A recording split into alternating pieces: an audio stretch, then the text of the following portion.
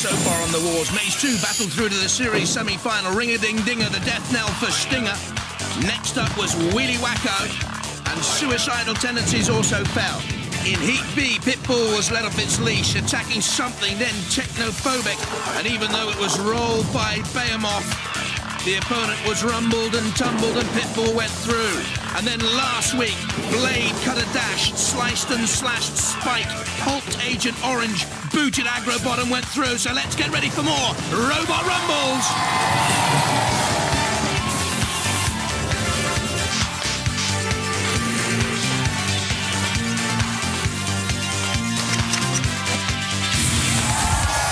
Ladies and gentlemen, please welcome the man who got fan mail from a ventilation unit, Craig Charles. Now, don't tell anyone I told you this, but a few years ago at a nuclear power station near here, a broken down old microwave and toaster were thrown out to rust. Now, no one thought anything about them until they were exposed to some radioactive waste and mutated into the most hideous appliances ever. Now, together they lived happily and made some beautiful toast. But then the toaster fell in love with a tease maid called Delilah, and then the fighting started. That's how Robot Wars was born. 3 years later, and the descendants are about to go to battle again. But this time it's not over a tease maid, it's over a place in our series semi-finals. Philippa, who are our contenders? Here's the Heat, here's the robots. This one I've got in the sweep. The crew will always do a sweep, and this is my robot. And you haven't even built it yet. So quickly get a move on. Million Bug, do you remember this glamorous... Oh, hello. Do you remember this glamorous robot from last year? She now has no hair, although I've promised that they've got wigs, and her own range of jewellery, so I can shop while Robot Wars is on, which is fantastic. Also, father and son team who apparently have not bonded at all. In fact, quite the reverse during the building of this robot. It's great to see Robot Wars bringing families together. Bumblebot, the key thing here, well, one of the key things, so you've done a lot of work on this robot, is layers and layers and layers. So hopefully no axe can get through. And then this is the Grim Reaper, with kind of battering rams at the front, which are air-driven, and a skeleton across the top, just in case you think you might not recognise. Our tortoise here is Shell Shock, with the special feature arms and legs. Yep. Just decoration, no weapons. Yeah. Okay. But we like that. We like that. Ah, hello. Hello. Hello, Joe. How's Big Brother coming on? All right. Yes? And you've even found time to play chess? Yes. Yes. Are you winning? No, it's not me who's playing, it's Daddy. Oh, really? And... Really? But the robot's all ready to go, yeah? Yeah. With this swinging weapon? Yeah. OK. You be careful, you could have your eye out with that. And then, when a robot costs £3,000, you have to wear a DJ to even come close to it, let alone play with it. Absolutely. And the smell of polish makes you feel sick around here. They've got nothing better to do but polish Sir Chromalot. It's a class act. Well, we shall wait and see, Philippa. Sir Chromalot first up, booted and suited to kick out Shell Shock. Big Brother with Little Joe. Will it be checkmate for Grim Reaper, a spooky-looking robot? Bumblebot in the insect war against Millian Bug. And then it's Flipper against Ultor. A family at war or heading for family fortunes? Right then, let's get stuck in. Let the wars begin.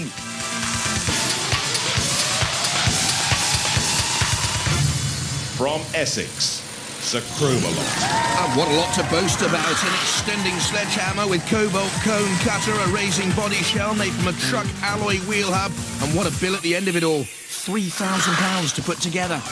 What style, though? What panache? High rollers. Look how they arrived today. Ladies and gentlemen, boys and girls, this is Sir Chromalot. Hello there, I'm Steve. This is Dave. This is Sir Chromalot. It's a stainless steel cone at the front with a cobalt tip in front of it, which is absolutely devastating. This thing will travel at 10 miles an hour and all the force goes to this tip. We can lift up a total of 6 inches, so if we pierce someone, we're also able to lift them up. It spins around on its own axis. It's a motor direct drive to each wheel and it's 18 volts. We've watched the last 2 wars. This is a winner. We will make mincemeat of all the other robots. From Colchester, Shell Shock. The shock comes from an electrically powered axe. The shell is 2mm thick sheet steel. 2 12-volt golf cart motors provide the power, and they shelled out only £170 to build this.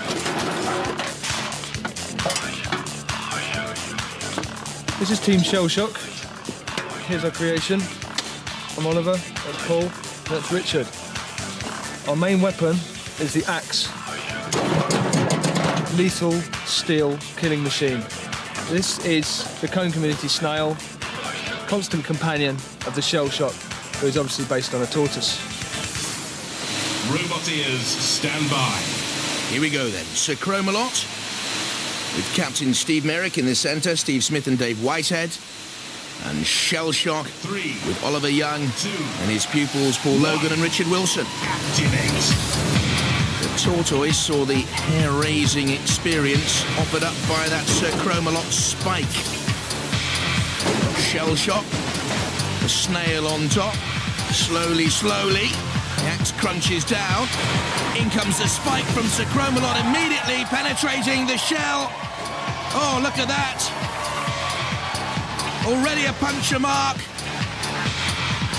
The axe flails away for Shell Shock and actually now seems permanently down. I think they've lost the hacking ability of that electric motor-driven axe, Shell Shock. Steve Merrick, the 42-year-old captain of Sir Chromalot, steering operations and steering Shell Shock into the CPZ, the quarter patrol zone, and that means Matilda, the house robot, can come in and already getting in on the action there. Rolling Shell Shock away, the tusk just getting hold of the body of Shell Shock. Oliver Young there, the captain, who wants to write a comic book, hardly finding this funny. And Shell Shock now pushed towards Killalot and turned up by the posh boys of Sir Chromalot and Sir Killalot. The knights combined together. How lovely. How posh. In comes Sir Chromalot again. Knights of the Round Table. All honour and class. Are you sure? Bit of skullduggery going on here, chaps. Poor old Shell Shock. Trying to get away again. Is Oliver Young and the boys.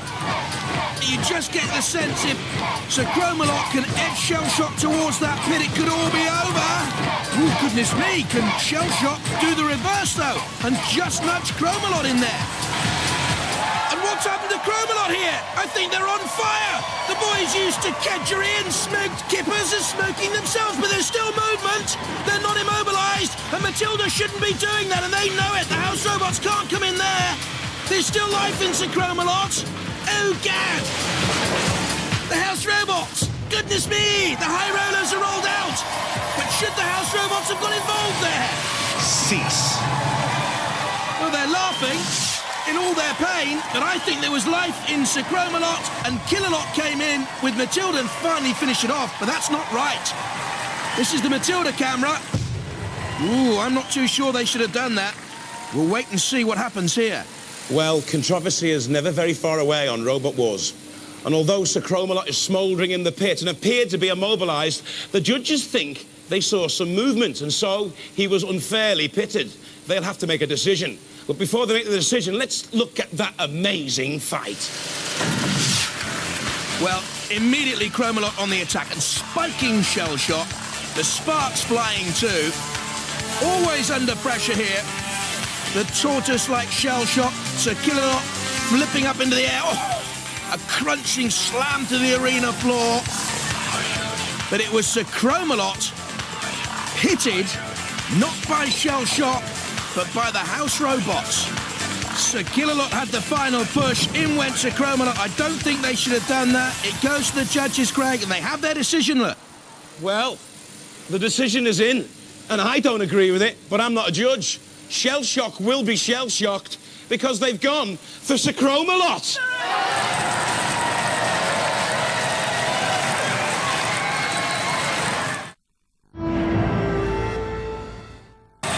So, what do you think went wrong? Or was it just the mean judges? Mean judges. It was just the mean judges. Do you feel really guilty? Well, we're not very popular anyway, so no, not really. Are they popular? You're popular. There you are, you see? Right, go back to your tables. Ooh, boo, hiss. But it's Sir Chromalot who goes through controversially. And next up, Big Brother against Grim Reaper.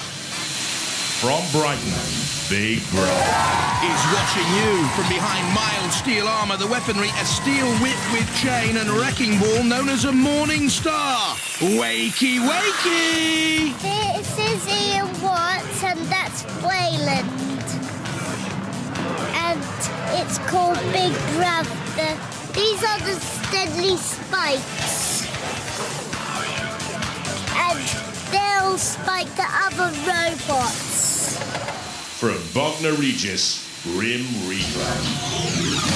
Named to spell doom and gloom, an air ram at the front and spike at the back of the weapons. The shell is steel plate in a wire case. Will the Smith family reap the dividend? I'm Simon, this is my son Luke, my brother Gary. We're the team Grim Reaper. It's a 20-mile-an-hour robot. It's driven with 2-car starter motors, solid rubber tyres, 250 psi ramming spike. It's mainly built of head-on speed. And at the back we've got a lifting device, also works as a ramming spike, and it's ready to do some damage and send people to their grave. Robot ears, stand by. So much work has gone into Grim Reaper. Simon, Luke and Gary Smith. And Big Brother, Ian, Little Joe Watts and Wayland Twiston Davis. 2, 1, activate. Oh, tremendous start there by Grim Reaper, straight on the attack. No spluttering or a coughing of that engine. Straight into gear and attacking Big Brother. Grim Reaper, though, very dangerously near. Sergeant Bash, a real South Coast derby this. The team from Brighton, Big Brother, and Wagner Regis, Grim Reaper, being chased across the floor of the arena there by Bash. Underneath goes Big Brother, very dangerously towards the pit of oblivion. Big Brother, what on earth were they doing there? Ian Watts, I bet Little Joe had words with him. Back comes Grim Reaper again, spinning away. Look at that tight curve there once again. Very small turning circle, only 6 feet. Grim Reaper has lost a wheel. The wheels come off, slamming them into the back of Big Brother. And the wheel comes spinning off, and no time for a pit change here. That's really stupid driving. Grim Reaper again on the attack.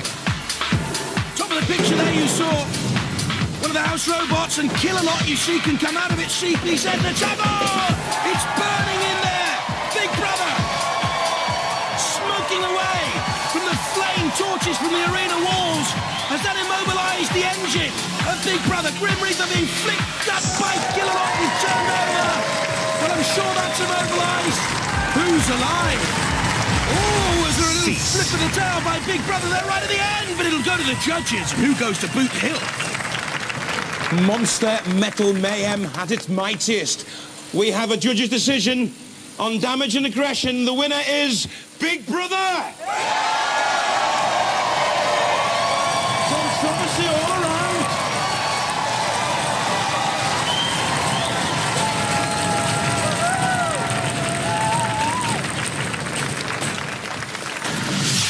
Did you do the design? Yeah, I was hoping it would be something like Sonic and it had a head that can pop out with spikes. A head that could pop out with spikes? Yeah, it jumps out and goes back on. But instead you got this? Yeah. Oh dear, I am sorry, what happened? Oh dear, I'm sorry what happened. Oh, it's all right, it's all right. It's all right, he's crying now, Joe. You've upset me now. Oh, it's all right, isn't it? Don't laugh. You can have that. You stick it on yours because you know you better. Oh, whoa, but not for Little Joe. What do they feed him on, by the way? Big Brother through, and next up, Bumblebot and Millyanne Berg. From Reading, Bumblebot. Heavyweight reserve in the last wars, it can bumble along at 15 miles an hour on 2-drive motors. With its multi-layered steel, aluminium and plywood body, can right itself when flipped as well. I'm Andy, this is Matt and Sarah, and this is our robot, Bumblebot. Electric drive, pneumatic weapon. It's got this long, nasty stabbing axe. It's also capable of flipping the robot over if it gets turned upside down. Powered by a half-ton pneumatic ram, and this is what it's capable of. And what are we going to do to the position? Smash him!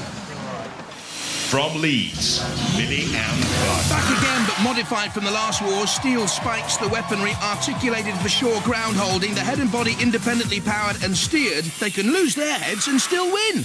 I'm Jeff, this is Martin, and that's Mark. And this is Millie Ambo. We can articulate in all directions, which gives us a lot of better ground holding. We've got 4 Bosch 750 motors and some really reliable electronics. We've got a few spikes front and back, and that's what we're hoping to get through on this year. Robot ears, stand by. Bumblebot with Andy Noyes, Matt Jarvis and Sarah Corpse. And Millie Ann Bug, Jeff Warren the driver, Martin John Dawson and Mark Whitworth. They're gonna bash 'em, said Bumblebot. Well, let's wait and see. Millie Ann Bug, great steering, ground control. What sort of penetrating power has it got there? What sort of weaponry really to create damage on Bumblebot? A huge red axe hovering in the air there. It's like some great stork's head waiting to come slamming down on Millie Ann Bug. Great movement though by Millie, who dances across the floor with speed and agility and grace. That's not bad pushing ability too. Or is Bumblebot just leading Millie Ann Bug on for a final smash down of that mighty blade? On the long pole though, is it really as advantageous as they thought it would be? Can they get a good strike there? Millie Ann Bug went very, very dangerous towards the fire pit there. In the bottom of the picture. Millie Ann Bug turning away. You see they're trying, Bumblebot, to get into a position where they can bring the big axe down. And at the moment, I'd say on aggression and style and control, Millie Ann Bug would go through if this goes to a judges and the axe would fall on Bumblebot. Oh, Millie Ann, what are you doing? Oh, no! Silly Miss Millie! Into the pit! Dear, oh dear. Doing all the hard work, pushing Bumblebot around, way on top, and then look! Oh dear. Millie, you've gone. What a shame. They look gutted. They know what they've done. Millie Ann Bug, constant aggression, constant harrying, constant pressure. Threw it away at the end. Bumblebot must be feeling very, very lucky today, because Bumblebot go through.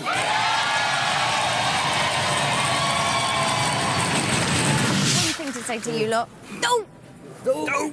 No! He's never even got a hair on. I can't believe it. We were going quite well, and I think I was a bit overzealous trying to get them down the pit, and just should have pulled back and then ended up with ourselves down the pit instead. Oh, what a shame. Was it luck or was it skill? I ask that question quite often. We were hoping to use our axe, but it fired once and we missed, and then it seems to have broken after that. But I think Millie Ann Bug did a damned fine job. Do you do? I do. Yeah, we like her, don't we? We do, yeah. It's very fast. You can't appeal. It's your own fault for not putting her hair on. Appeal?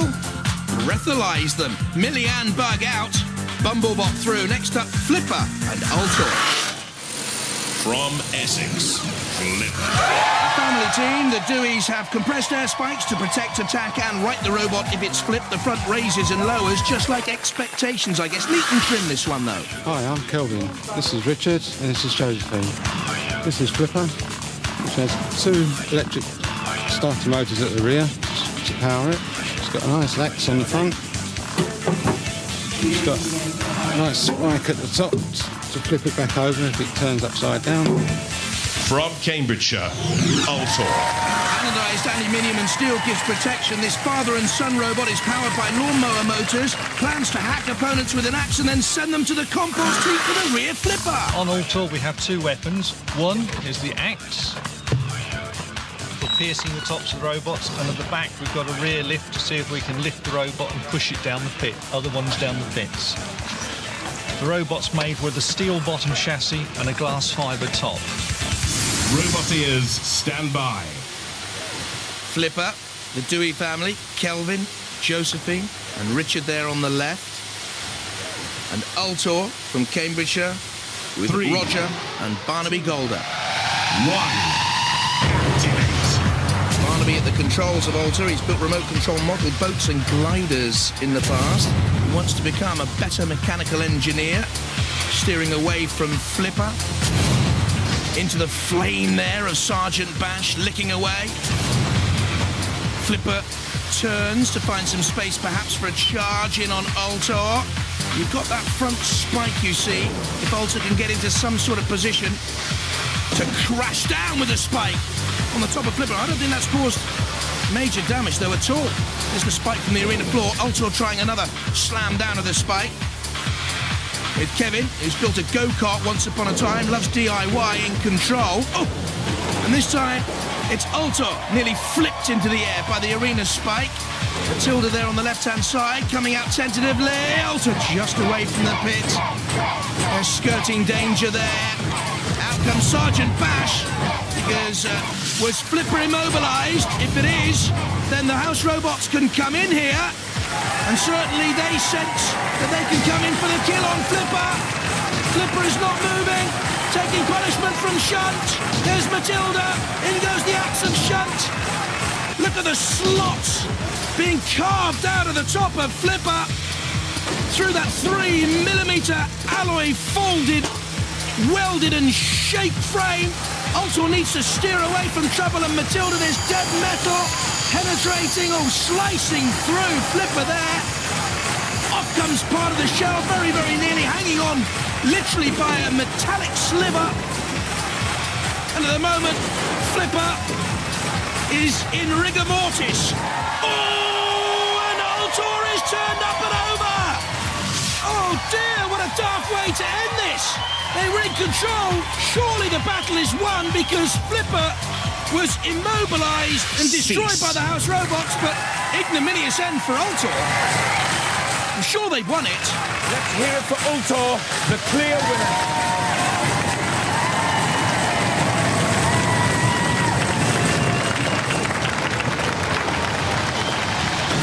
Did you think of Flipper as tough competition or no when you went in there?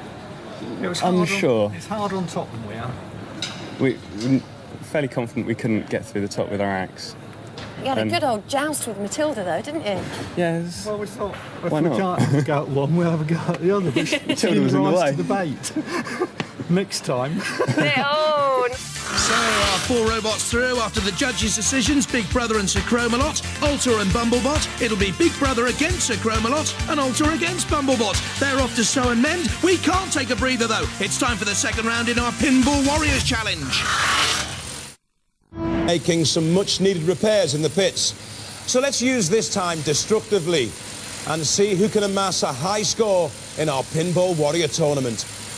Each robot has to score as many points as they can by attempting various challenges. The harder the challenge, the more points on offer. Just don't lean on the machine while they're playing. You might just get chainsawed. Hey, let the trials begin.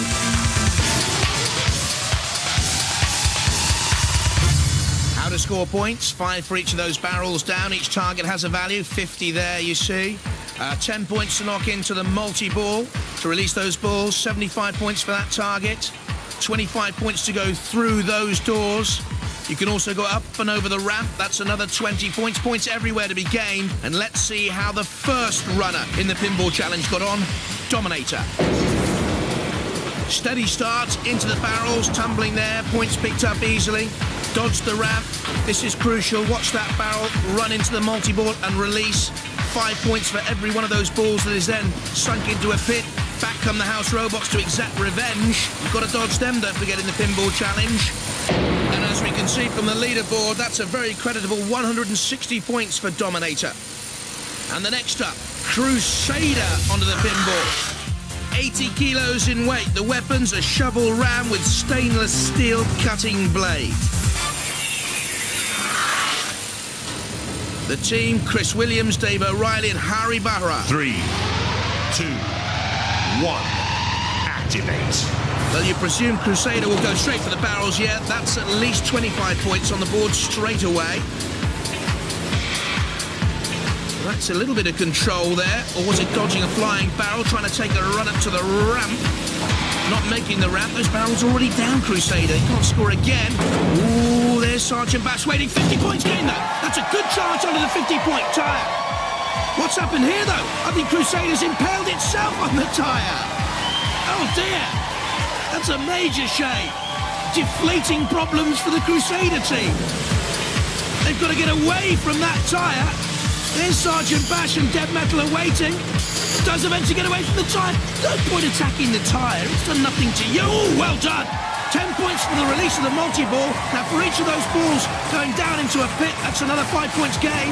Takes on Sergeant Bash at this stage. You want to get away from there. Look, that's a ball that's been literally tattered and mashed. Goodness me, Crusader nearly went into the pit. Driving insanely here. What's gone on? The lights are flickering on, but there's no one home in this team. Goodness me. That's terrible driving, boys. I don't think it's a very healthy score. Into the pit. Not a bad start. The barrels that sent flying. 1, 2, 3, 4, 5 barrels down. That's 25 points. Another 50 here, you see. But this is where they got impaled on the tyre. Releasing. The multi-ball gets another 10 points. The ball sent scattering. Ooh, and into the pit. And confirmation, only 90 points scored, way behind Dominator.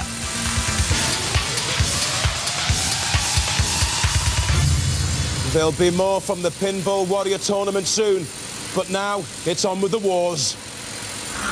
And these the 4 through, both controversially into the second round, Sir Chromalot and Big Brother. Bumblebot against Ultor, but there's one star of the show so far. Big Brothers, Little Joe's in the pits with Philippa. The fastest robot can push that other robot very fast and into the pit faster. And the faster it goes, the faster it finishes. The tactics, come on, tactics. Very concerned about their pushing power. As Joe just said, they can push very fast, and if they push very fast, we'll go in the pit. Have you got any tactics then? It's a secret weapon. Will we get a glimpse of that secret weapon here, though? Let me tell you, the showmen of the Sir Chromalot team have had a special theme tune written for them. This is their secret weapon. Deafen your opponents. Oh, boys, are you sure? I know the hacker, the Maori dance is to create fear, intimidate opponents. This will just have them laughing in the aisles. Grown men, respectable businessmen. Are you sure? They've been great fun, though. Absolutely great fun. Magnificent stuff. And I'm sure Big Brother are impressed while that's going on. Oh, apparently not. Big Brother with its Morning Star weapon. Little Joe there up in the cherry picker with Dad Ian. And there's Sir Chromalot. And they've been great fun, haven't they? 3, Steve Merrick, Steve Smith and Dave 2, Whitehead. 1. Super entertainment. Off we go. With the first of tonight's second round clashes, Sir Chromalot immediately on the attack. That shell made from a truck alloy wheel hub. The Morning Star flailing away there. The wrecking ball on the end of the steel whip and chain. It's got a wedge shape also to get in underneath Sir Chromalot. But the body shell of the Knights of the Realm, if you like, can raise and fall to counter the attack of a thrust from a wedge. There's Dead Metal coming into the frame. There in the top of your picture to the right, in the CPZ. So Chromalot spinning. Not a lot of damage being caused. The flame torches won't, I think, cause any damage. And Sir Chromalot's up and rolled over! And I don't think they can recover from there.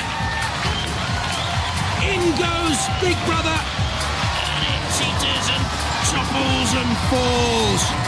And the pennant's on the arena floor. And Little Joe's delighted. And look at Big Brother here.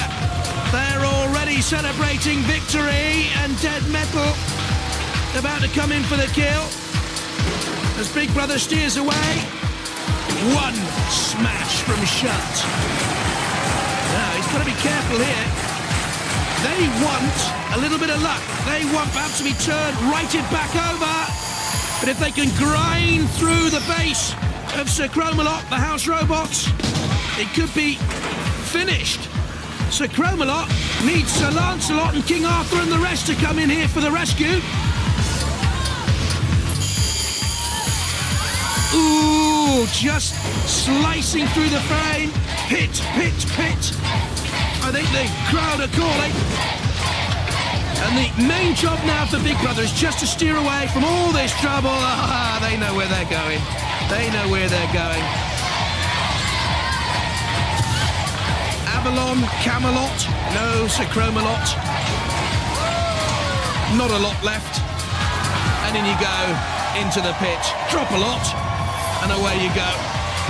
And now the house robots will close on Big Brother and try and inflict some damage, a little bit of revenge perhaps for them. Big Brother, of course, will go through, and it's go, go, go for Little Joe. Well, well, well. Cromalot, get that sinking feeling, and you'll be watching Big Brother in the next round. Big Brother go through.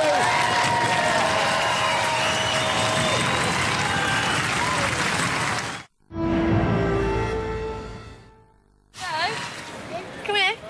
What have you got to say to them then? Bad luck. Bad luck, yeah. Well done. Shake hands. Joe. Done a great job. Well done. It was them that ended up in the pits, wasn't it? You said we would, didn't you? Yeah, because it's the much lightest robot can get the fastest robot can and push the lightest one in very fast. So that is the theory of Robot Wars according to Joe. Now, if you'd listened to that in the first place, you wouldn't be losers now. It's all going very well. He tried to push in a house robot. I know he did. Cheeky. Is he always that cheeky? I wonder where you get it from. Dad. Yeah, I thought so. Didn't really know, did Little Joe, but he's through. Well done, Big Brother. And next up, Bumblebot against Ultor. So it's Bumblebots against Ultor, and they look very similar. Similarly matched, similar kind of weaponry, similar kind of shape. Yeah? Yeah, both pretty similar, I think. Yeah? What? So what's your feeling? Well, we're aiming to go for our main tactic, which is big thrusts with this big weapon we've got here. Because you have got a bigger chopper than they have? Yes, certainly. Okay. Much bigger. Now that you mention it. Yes. Well, you mentioned it first, All right. just not when you were here. Come on then. Hello. Right, we've established you've got a smaller weapon. Yeah, it's not the what size, it's the way it's used. Okay, thank you very much. Good luck, everyone. Yes, the two teams rise to their vantage points. Look pensive, don't they? Both of them. Stern, apprehensive. They're not. They're thirsting for engine oil to be spilt on the arena floor. Roboteers, stand by. There we have Bumblebot, Andy Noyes, Matt Jarvis and Sarah Corpse, Ultor, Roger and Barnaby Golder. 3, Father and son. 1. Activate. Barnaby, who likes his rowing and playing the French horn at the controls of Ultor, steering away from Bumblebot, immediately trying to slam down with the axe powered by the lawnmower motor, now coming in underneath Bumblebot. Took part in the second wars in the heavyweight reserve category, Bumblebot. Modified, of course, took a year to build the Bumblebot team there. Very cagey early on.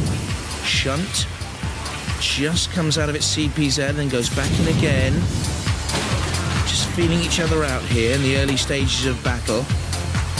I think that Bumblebot weapon has been absolutely useless. It's like some toothpick to take on the house robots. Ultor shoving Bumblebot towards Dead Metal. And Dead Metal clearly thinks the toothpick is useless too. Oh, we're fed up with it. Let's just cut it off, shall we? What were the Bumblebot team thinking about here? It's hindered their manoeuvrability. Don't use a toothpick. Go to the dentist, Bumblebot, like the rest of us. Ultor. Sticking out there. Oh, dear. Oh, rather forlorn, isn't it? Oh, dear. Poor old Bumblebot. Well, I don't even know whether to go down the pit with that thing sticking out the end of it. Probably steers it away. No! Is that in the pit? I'm not too sure. It's sort of just leaning in. I don't think they're going to come out of it, though. Andy Noyes there in the middle, the driver, with his short hair, trying to extricate Bumblebot here from the mess. Oh, come on. Is there a little bit of buzz about the Bumblebot yet? Fly away, Bumblebot. Live to fight another day, I doubt it. There's Killalot. Oh, and Shunt as well. Oh, you can hear the crash. Is he going to go down in that pit? Well, maybe the weapon was some good then. It's just kept it out of the pit, ultimately. So Killalot says, well, we'll do something else with you. He's falling apart completely. Oh, dear. I should laugh. It took him a year to build this. Oh, I ever had roast beef? Oh, dear, oh, dear. They might well look away. Well, no need for a judge's decision there. Ultor, the clear winner and through to round 3. It's very sad. We've seen that axe work before, honest, in a car park in Reading. Every time came down. We lost the end of our shaft as well. The tip just came off. It's not the size that matters, it's what you do with It's it. how often you use it as well, by the look of it. Well, 4 down to 2, so Chromalot and Bumblebot have gone, leaving Big Brother against Ultor in the heat final. Then there was 2, but soon there will be only 1. It's the 3rd and final round.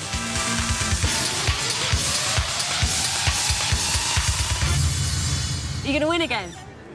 Yeah? Yeah, sort of. Sort of? Yeah. A sort of win? Yeah. Yeah? What are you going to do to that other robot then? Flip him over And then what? and leave him like that. Have you got any tactics? Like Joe's? Just win. Yeah. How? Have we told you? I don't know. Will you have the small... Nobody trusts me anymore. Big Brother through to the heat final, first of all by disposing of Grim Reaper. We went to the judges. It was a bit controversial, but all the damage and aggression had been caused by Big Brother. You can see there Grim Reaper lost the wheel, was tossed up in the air by Killalot, turned over, and then Sir Chromalot, well and truly beaten in the second round. In underneath went Big Brother, flipping Chromalot over. And Ultor beating Flipper. Damage caused by the house robots, and though Ultor was flipped itself late on, already through. To meet Bumblebot in the second round with that great useless toothpick.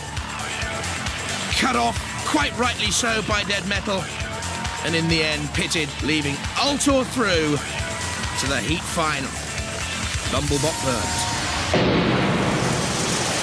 Robot ears, stand by. There we have Big Brother, with Joe, Ian Watts, and Waylon Twiston Davis, and Ultor with the 3, Golder family, 2, Roger and son Barnaby. 1. Activate. Barnaby steering curiously, and it's Big Brother on the attack. And little Joe has been the hero of the heat, hasn't he, really? He's caught the imagination of everyone in the arena. Dad Ian in control, though. His hero's Michael Palin. His ideal job? He wants to become a beach bum. There, Big Brother flailing in with the Morningstar. Caught, though, on the spike of Ultor, who could drag here Big Brother towards oblivion. If they play it right, no, they let Big Brother get away. And could rue that now. There you see the Morningstar spike caught. It pulled in, almost flipped up and over. And then here is where Big Brother just gets away. On the attack again. Heat final. Replacing the series semi-finals. Heave-ho. Push and shove. We've seen the whip come down again from Big Brother. Oh, it is gone! The whip's come off! Look at this! Now Big Brother in real trouble. Ooh! Off comes the flail. And now they have no weapon. Maybe the front sort of scoop round there to get in underneath Ultor. But this is a real chance for the Golder family here. Altor on the attack with the axe, powered by the lawnmower motor. And the main chance for Big Brother is to get Altor perhaps onto the big flipper there you can see on the arena floor, or into the house robots. As long as Altor stays out of trouble here, they could have won this one, and it would be a surprise. Poor little Joe could be left in tears. Would we want to see that? I don't know. Altor pushing Big Brother around. And remember, I wonder if Big Brother has an even bigger brother to come back against Altor.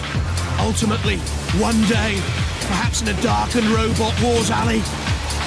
And Altor, very nearly in trouble off the arena spike, turns away beyond that flail, now just a tattered remnant of robot wars brutality on the floor of the arena. In comes Big Brother again to try and flip Altor. But for me, and it'll go to the judges, I think the damage caused for the Big Brother team and little Joe could be too grievous.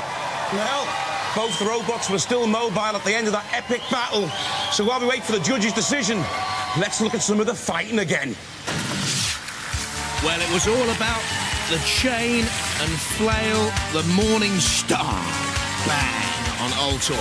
In comes the Altor spike, almost dragging Big Brother over after Morning Star had got itself tangled up. Big Brother, that's good control to get away, but you see the damage. Whether it was self-inflicted, I don't know. Who's won this one? Altor wins on a judge's decision. You can't get closer than that.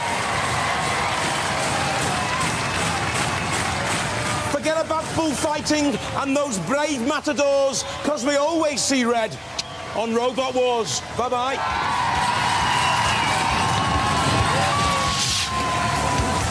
What happened then? Tell me. I'm afraid we lost. I'm afraid you lost as well. It's a bit sad, isn't it? Yeah. You wouldn't give me a cuddle, would you?